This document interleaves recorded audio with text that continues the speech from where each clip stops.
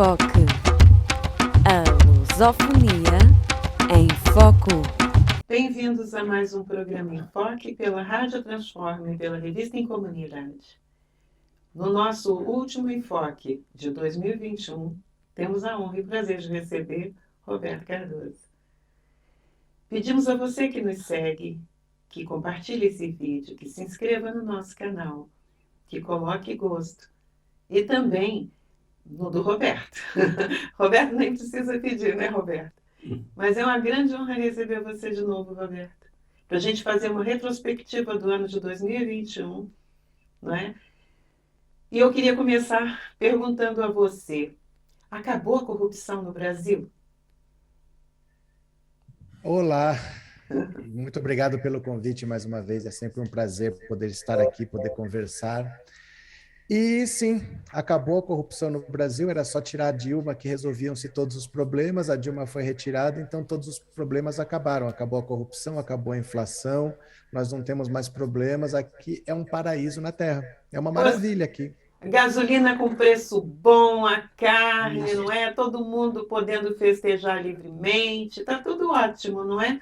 Aliás, a gestão da pandemia é exemplar, não é? Saúde, educação, segurança. Nossa, é maravilhoso viver num país assim. E todo o povo já come bacalhau.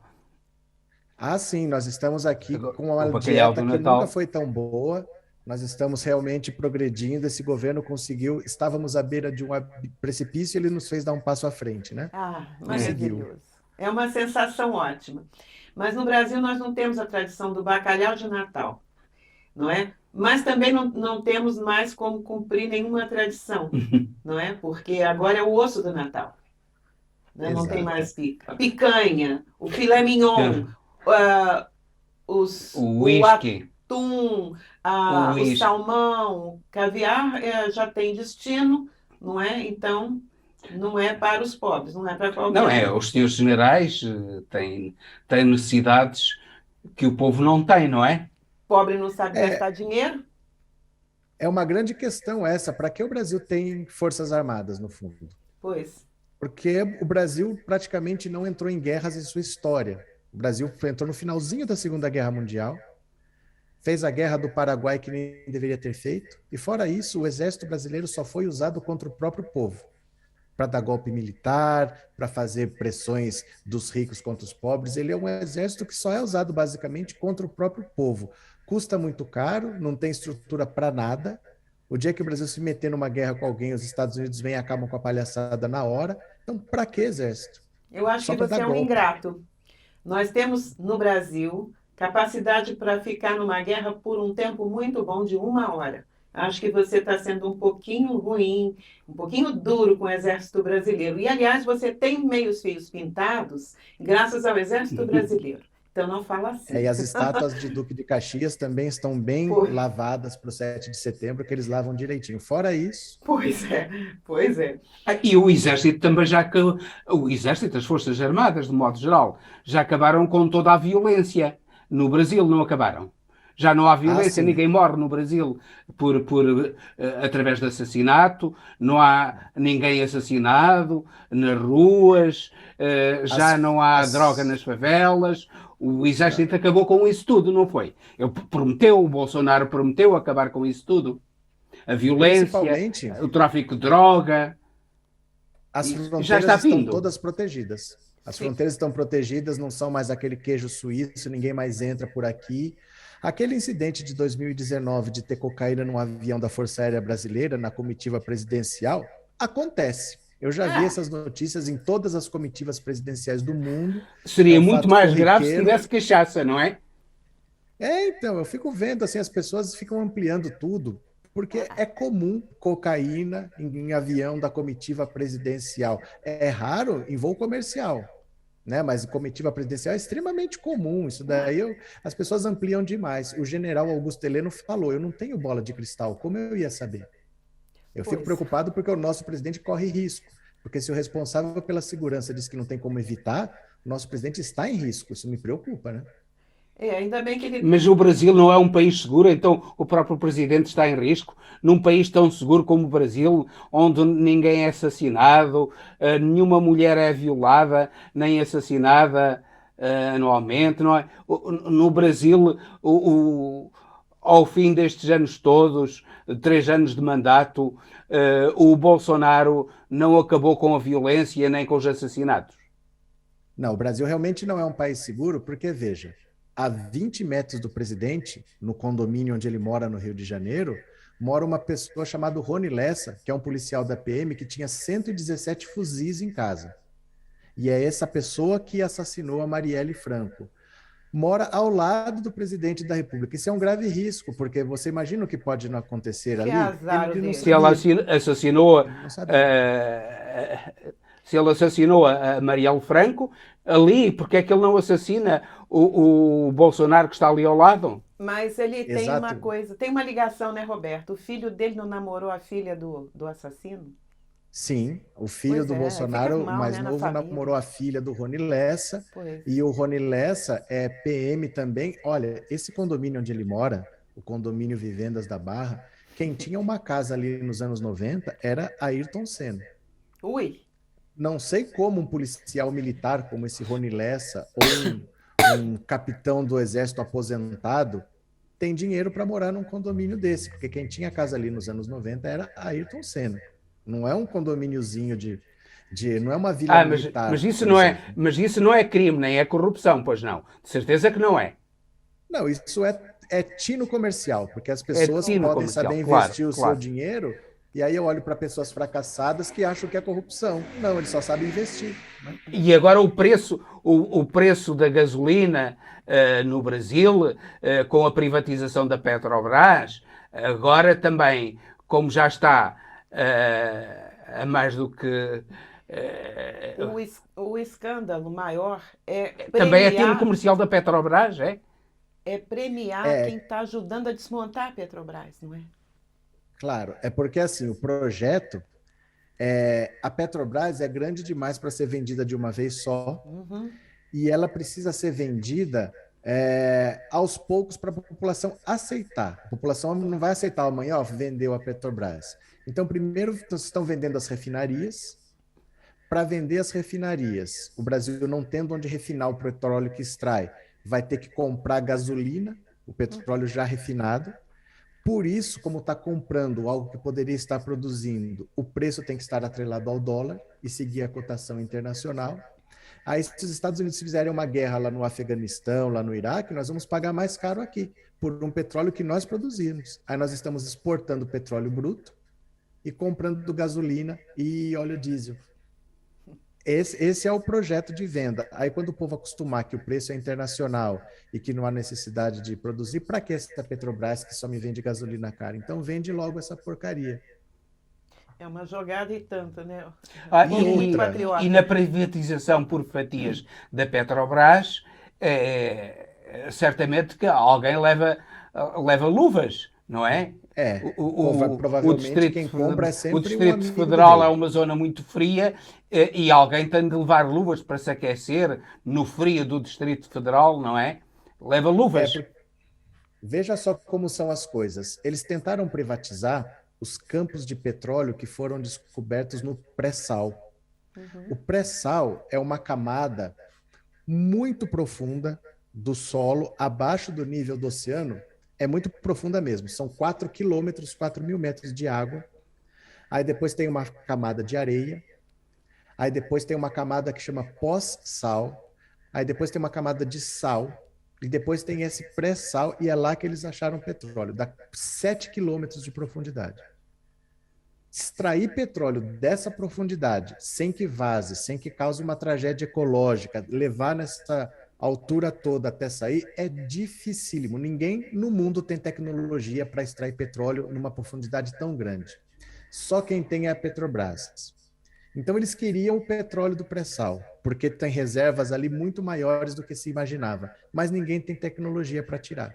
Então eles precisam da Petrobras, eles querem comprar a Petrobras para poder explorar o pré-sal. Quando eles tentaram vender os campos do pré-sal, ninguém quis comprar, porque só o petróleo eles não têm condição de tirar. Eles precisam da privatização da Petrobras para ter a tecnologia que ela desenvolveu. À custa de dinheiro brasileiro, à custa de suor do povo brasileiro, só ela tem a tecnologia. Ninguém tem petróleo tão profundo assim. Na Arábia Saudita, você pega petróleo com a mão, está na superfície, baratíssimo. O nosso petróleo está em águas profundas. Aliás, então, eles precisam da privatização da Petrobras. No momento do anúncio da descoberta do pré-sal, as pessoas ridicularizavam, diziam que não existia, que isso era mentira, não é? Eu me lembro dessa campanha contra a mentira do governo. Porque não existia nem tecnologia para tirar um petróleo tão profundo assim. São mais de 7.000 metros de profundidade. Para vocês terem uma ideia, o ponto mais fundo dos oceanos é a Fossa das Marianas, que está a 11.000 metros. Sim. Esse petróleo está a 7.000 metros. Não tem um submarino que vá até lá, é muito fundo. Então, a Petrobras desenvolveu a tecnologia para isso e só ela tem. Privatizar os campos de petróleo não adianta, porque ninguém tem condição de buscar esse petróleo lá. Só privatizando a Petrobras e usando o que ela desenvolveu. Uhum. E aí saqueia-se o Estado brasileiro. Roberto, eu estou muito preocupada, porque nós estamos num ano que está vislumbrando já o início da campanha eleitoral. Sim. E nós sabemos que o jogo é sujo, o jogo é de baixo nível, são mentiras, são fake news, e isso já começou, não é? Já começou, apesar de que oficialmente abriu, né? Mas já começou, né? Já começou, mas o cenário mudou. Porque nós não estamos mais em 2018. Em 2018, o Bolsonaro não era governo. Uhum. Então era muito fácil para ele jogar uma mentira e sair correndo. Ele não tinha compromisso com nada.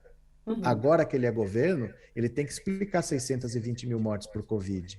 Ele tem que explicar a inflação que passou de 10%. Ele tem que explicar o desemprego. Ele tem que dar respostas. E ele não tem respostas para dar, porque ele simplesmente não trabalha. Ele não tem números para apresentar, ele não tem como defender o governo dele. Então é muito fácil mentir para quem está de barriga cheia. Sim. Mas não tem mentira que encha a barriga de quem passa fome. Mentira agora não vai ter o mesmo efeito. Né? Que já foram 300 e tantas mortes de crianças que ele e o seu ministro negam a vacina. Ele começou o ano negando vacina para adultos, termina o ano negando vacina para crianças. O que eu percebo, eu queria ouvir a tua opinião, é que cada vez que ele se sente acuado, que ele percebe que ele está perdendo cada vez mais votos, né? Então, o Lula está subindo. Né? Apareceu o Moro como terceira via que não vai. Não tem uma terceira via que decole. Não tem ninguém. Não tem. Então, cada vez que ele se vê perto de ser investigado pelos crimes que a família comete, os filhos e ele, cada vez que ele se sente pressionado pela própria opinião pública diante dos desmandos desse governo, ele começa a jogar para a torcida dele fazendo fake news, não é? Essa é a estratégia, verdade, e dá certo? Pois é, aí é que tá. Essa estratégia dele é o que vai nos salvar dele. Porque ele não fala com a população brasileira. Ele só fala para os 20% que ainda o apoiam. Mas como ele vai ganhar uma eleição falando para 20% da população? Desses 20% de radicais que sobraram ainda, que o apoiam, ele vai ter extrema dificuldade para crescer, porque ele não fala para ninguém fora desse grupo. É o famoso pregar para convertidos. Ele só fala para quem já o apoia. Então é muito difícil que ele saia disso. E esse ano vai ser o pior de todos. Porque se ele nunca trabalhou, é no ano eleitoral que ele vai trabalhar, ele vai querer fazer obra, ele vai querer cortar dinheiro da saúde, da educação, para construir ponte, para construir estrada, para tirar foto. Não vai ser nesse ano que ele vai trabalhar, que ele vai gerar empregos. Ele nem fala em gerar empregos. Já está usando no precatório, né? Dele. Já está usando o dinheiro dos precatórios. Já, ele vai sair gastando. Ele vai sair gastando deslocadamente. Então, como ele vai melhorar essa popularidade? E outra, como ele vai fazer a popularidade do Lula diminuir, sendo que o Lula não é governo? Eu vou atacar o Lula pelo quê? O que o Lula pode fazer para ser atacado? Vamos falar da Lava Jato. Fazem 400 anos que fazem da Lava Jato. O que vai surgir de novo? Sim, e agora o Sérgio Moro veio dizer o que é que foi a Lava Jato, não é? Ele fez uma confissão de crime ontem que foi patética. Ele conseguiu admitir publicamente... Isto é, um ex-juiz confessa publicamente que cometeu um crime. Exato. E ele está muito enrolado para explicar a situação dele. O Tribunal de Contas pediu o contrato com essa empresa americana para onde ele estava trabalhando, que é uma coisa muito estranha. Veja, ele quebrou o setor de construção civil no Brasil. As maiores construtoras, que eram construtoras que construíam hidrelétricas pelo mundo, faliram todas depois da Operação Lava Jato. Porque ele cometia a insanidade de, assim, a partir do momento em que você está sendo investigado, basta ser investigado, não é condenado. A partir do momento que você está sendo investigado, você já fica proibido de participar de qualquer licitação pública com o governo. Então, veja, ao invés de ele prender as pessoas que são culpadas, obrigar a trocar a diretoria, obrigar que a empresa seja vendida, não, ele proibia a empresa de trabalhar. Essas empresas quebraram. Foram mais de 4 milhões de empregos jogados na lata do lixo pelo senhor Sérgio Moro. Aí uma empresa norte-americana chamada Alvarez e Marçal vem ao Brasil e compra o espólio dessas empresas para tentar recuperar. Você compra uma empresa gigantesca por praticamente nada, porque ela está quebrada, e vai tentar recuperar. E contrata exatamente o Sérgio Moro para fazer isso. Por um contrato milionário, quer dizer, soa como se fosse o pagamento. Você fez essa empresa ficar num valor bem acessível para mim, agora eu vou te recompensar não te dando um saco de dinheiro na mão, mas com um contrato gordo. É uma maneira de camuflar esse pagamento. E pior, o Sérgio Moro tinha contrato até o final de 2022, mas ele resolveu entrar para a política, rompeu esse contrato. Quer dizer, por que essa empresa contratou o Sérgio Moro, que era um juiz, que não tinha experiência no setor privado nenhuma? Por que ofereceu para ele um contrato tão alto? A troco de quê? Se ele é um profissional tão capacitado, por que abriu mão dele? E se ele é um profissional tão capacitado, por que mais ninguém quis? Porque só essa empresa quis, porque ninguém mais procura o Sérgio Moro, porque ninguém quer os serviços do Sérgio Moro. Isso está sendo investigado, é difícil ele explicar. Vai ser bem difícil ele explicar por que ele foi morar nos Estados Unidos, trabalhar para a empresa que está recuperando a empresa que ele quebrou. Bem difícil ele explicar. Agora, você acha que a chance dele derreter agora o pessoal que migrou para o Sérgio Moro, uma pequena parcela, né? Que ele tem o quê? 6%, 8%, dependendo do Instituto de Pesquisa. Isso, próximo disso. E agora, diante do escândalo de ontem, dele deixar escapar, você acha que ainda tem alguém que o apoia? Eu acho que ele nem vai ser candidato à presidência da República. Porque a candidatura dele é um erro estratégico. Claro. É um erro. Primeiro, ele não tem experiência administrativa em nada. Ele nunca foi nada além de juiz, então ele nunca formou uma equipe para administrar nada, ele nunca administrou uma cidade, um município, um estado, nunca foi secretário, ministro, nunca foi nada. Vai pegar um país em crise, quebrado pelo Bolsonaro, com as pessoas desesperadas, passando fome, e ele não fala nada sobre educação, sobre saúde, sobre economia, sobre comércio, nada. Ele só sabe falar de combate à corrupção, sendo que ele foi considerado um juiz parcial, um juiz corrupto pela Suprema Corte, pelo Supremo Tribunal Federal. Como ele acha que ele vai ser viável dessa maneira? Segundo, a Lava Jato, a Operação Lava Jato, se tornou numa fábrica, era a política que eles chamam de porta giratória. O político entrava por aqui e saía por ali. Você entrava, deixava um caminhão de dinheiro e saía pela outra porta. Ninguém ficou preso, só o Lula ficou preso. Ninguém ficava preso, pagava um caminhão de dinheiro e saía pela outra porta. Mas ele, o pessoal do PT foi preso, né? Inclusive denunciaram tortura. O pessoal do PT ficou preso.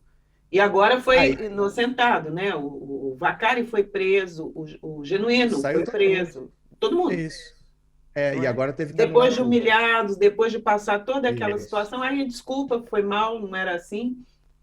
No entanto, apesar de só o PT ter sido preso, todos foram investigados e todos tiveram que deixar a contribuição lá. Então ele perseguiu a classe política toda. Ele não acha um político para ser aliado dele agora. O partido dele não consegue fazer alianças com ninguém. Ele não consegue nem achar um profissional de marketing para trabalhar na campanha dele, porque ele perseguiu todos os ligados à política. Todos os que tinham contratos com políticos, o contrato foi investigado, diziam que aquele contrato vinha de dinheiro ilícito, ele ia atrás de todo mundo, então ele não acha nem...